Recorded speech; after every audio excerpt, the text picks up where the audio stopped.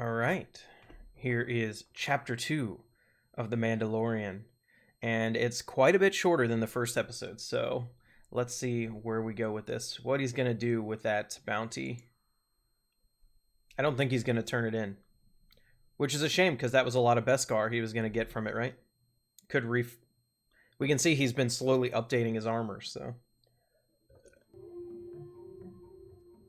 Wait, he absolutely needed that animal to get there, but he can just walk back? Does this species kind of attract life? Is that the deal? We never knew what was up with Yoda, really. Oh. I saw that shadow.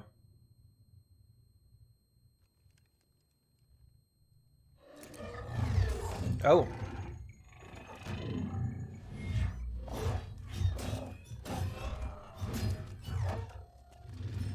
It's the first time we've seen Trandoshans in combat. They were watching him back in the bounty shop.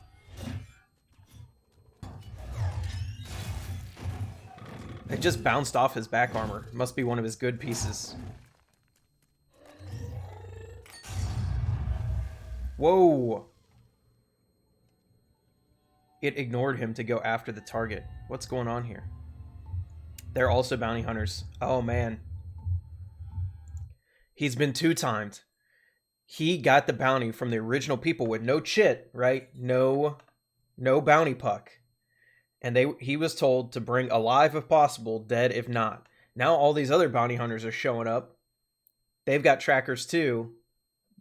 Their orders are clearly to bring it in dead. So who's giving the counter bounty?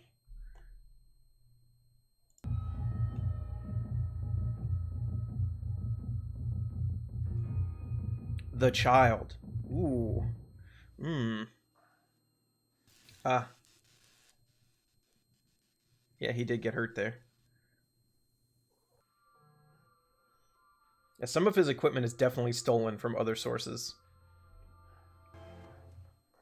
What was it gonna do? Oh no. There are some Jedi who are skilled at healing. Whoop! Jawas after his ship.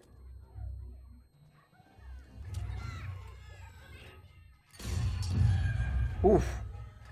It's a straight up disruptor rifle. Wow. It's a little ruthless here. They were already running. He didn't have to blow them up. Also, this is pretty much confirmation Jawas are on other planets, not just Tatooine, right? He left the baby behind. This is probably not a smart idea.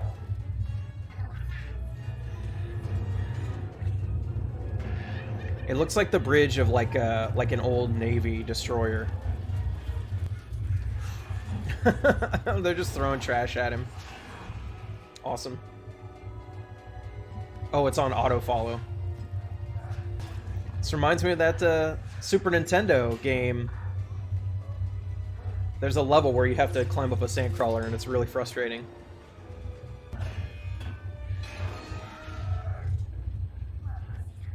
Nah, you didn't get him.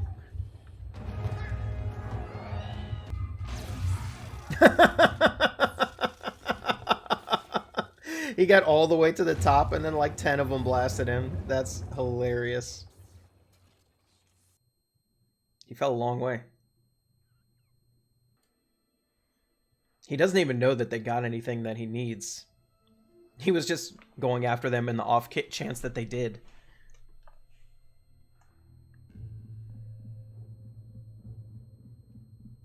Oh, they gutted it. Oh yeah. That sucks. I really like this ship's design. And it's clear we're gonna not get this ship anymore because there's big plates of it missing. Yeah, it's definitely not space-worthy and won't be with his own skills, so it's basically a Hulk now. That stinks. I like this ship. So this thing's lived for 50 years, but no one's ever taught it in language, right? They've just kept it in a box, basically. There's some classic Western shots in here. Look at that. It's so small. I thought we wouldn't see this character again either, but now we are. Oh, he eats frogs. Well.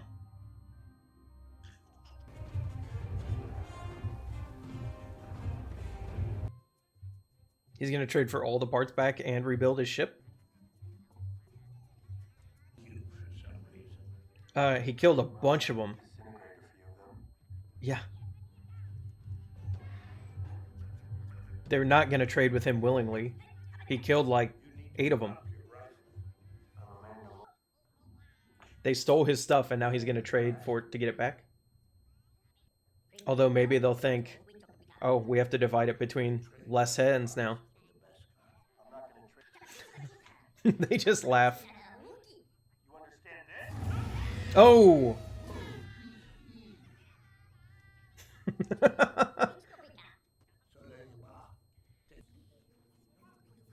Their eyes are way more red. They were more orange.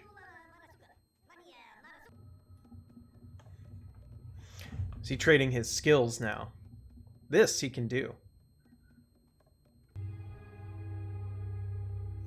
So we're going to put off the question of what he's actually doing with the baby for this episode.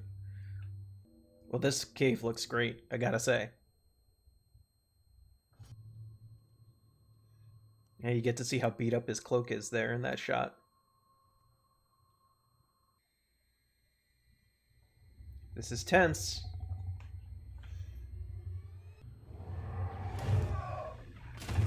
Whoa. Oh, heck. His breastplate is messed up. Oh, dang.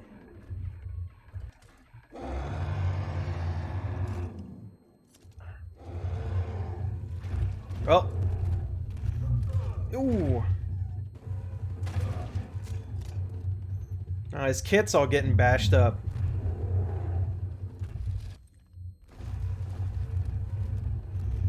It's weird that this thing, which clearly looks like a mammal, lays eggs. Oh, his chest plates. Man. Second time he's been knocked out this episode.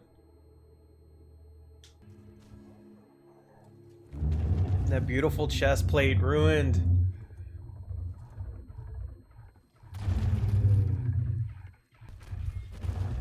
What?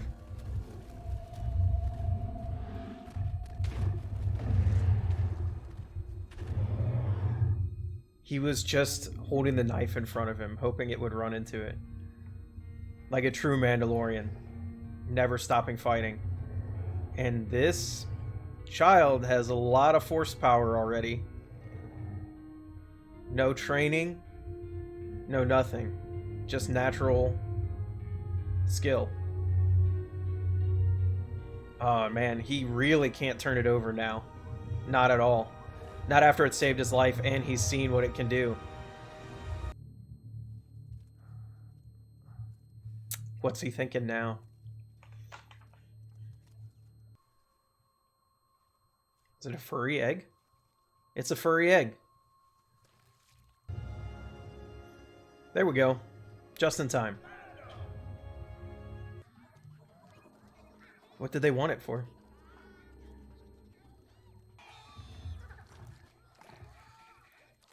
They just wanted to eat it. That's hilarious.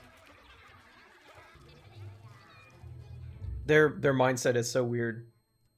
I'm surprised you waited. It's gonna take a bit to get that fixed, though. Jawas are good at taking things apart, but it takes a lot longer to put them back together. Is it still? Not physically. Explain it to me. Not physically. I still don't understand what happened. It might go faster. It was a little too... They went a little bit too far on making it look beat up but unsalvageable. Now I'm...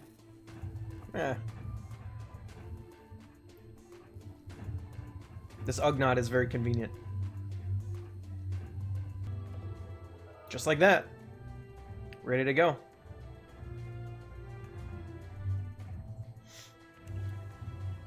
I like the main theme that they're using here. I didn't like it as much the first episode, but it's really growing on me. Worked a lifetime to finally be free of servitude. All I can offer is my thanks. And I offer mine. Thank you for bringing peace to my valley. Some sage wisdom from this guy. Oh, now he has to decide if he's going to turn it in or not. And there's other hunters after it now, so... Usually... Okay, so... This is another example. Usually, when you capture a bounty, that means the hunt is called off, right?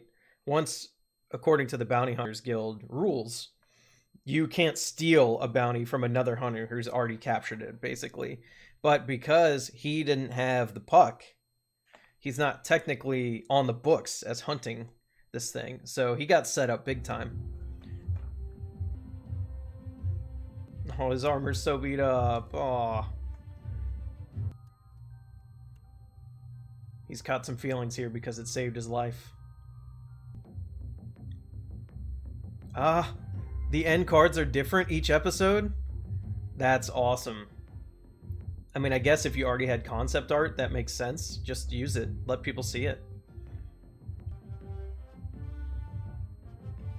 You can tell they definitely intended this episode to come out very quickly after the first one, because it's pretty short. Not a lot happens. It's definitely just like a little teaser, like, ooh, you get a double drop. Oh, wow, that looked even gnarlier in the concept art. Well, I gotta say, I don't think it was as good as the first episode, which is to be expected because it was much shorter. But we can see, I like... They're not making him too much of a bamf, you know what I mean? Like, there's definitely stuff that he can't overcome by himself. He messes up, he gets defeated, you know, he's not some juggernaut who can win every time. I like that. I think it's a good character trait. It's good to not have your character be too perfect or too undefeatable. So...